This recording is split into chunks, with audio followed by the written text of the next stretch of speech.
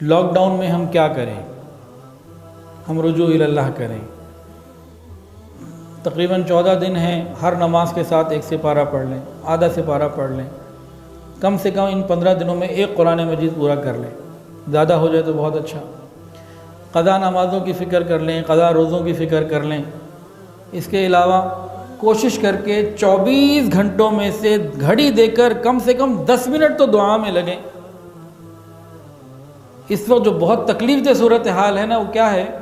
1400 سال میں بہت برے حالات امت کے اوپر آئے ہیں، اس سے زیادہ برے حالات بھی امت پر آئے ہیں، لیکن ان تمام حالات میں امت کا رجوع اللہ بہت زیادہ بڑھ جاتا تھا۔ آج ہمارا رجوع اللہ نہیں بڑھ رہا۔ رجوع اللہ کی جگہ سارا رجوع انٹرنیٹ ہے، انٹر انٹو دی نیٹ۔ کسی کو نماز کی ماشاءاللہ پرواہ نہیں، کہیں سے قرآن کی آواز نہیں آ رہی، کوئی دعاؤں کے لیے ہاتھ نہیں کھڑے ہو رہے۔ یہ بہت بڑی کمی ہے، اللہ ہماری حفاظت فرمائے۔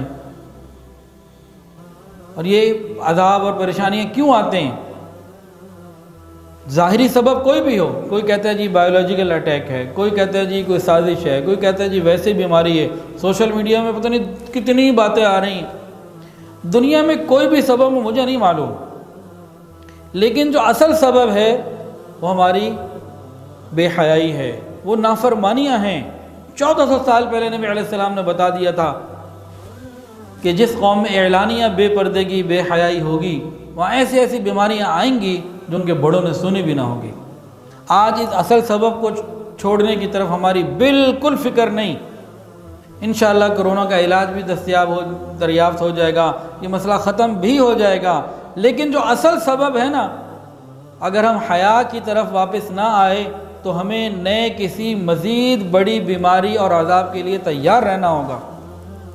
اور جو حالات نظر آ رہے ہیں، اللہ نہ کرے ایسا ہو، لیکن میرا گمان یہ ہے کہ ہم اپنے لباس کو اور اپنے لباس کو حیا کے مطابق کرنے کے لیے تیار نہیں ہیں، ہم حیا کی طرف آنے کے لیے تیار نہیں ہیں۔ یہ جو بھی تکلیف عذاب پوری دنیا پہ آیا ہوا ہے، یہ گزر جائے گا، اس کے بعد ہمیں کسی اور اگلی تکلیف کے لیے تیار رہنا ہوگا، کیونکہ اصل سبب ہم ختم نہیں کر رہے، اس کے لیے ہم بالکل تیار نہیں ہیں۔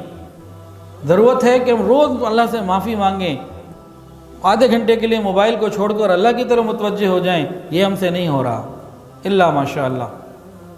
تو بھئی 24 گھنٹوں میں گھر بیٹھے ہونا تو یہ چاہیے، خوب دعائیں ہوں، لیکن کم سے کم 10 منٹ تو اللہ کے سامنے ہاتھ کھڑے کریں، ہم سے تو یہ بھی نہیں ہو رہا۔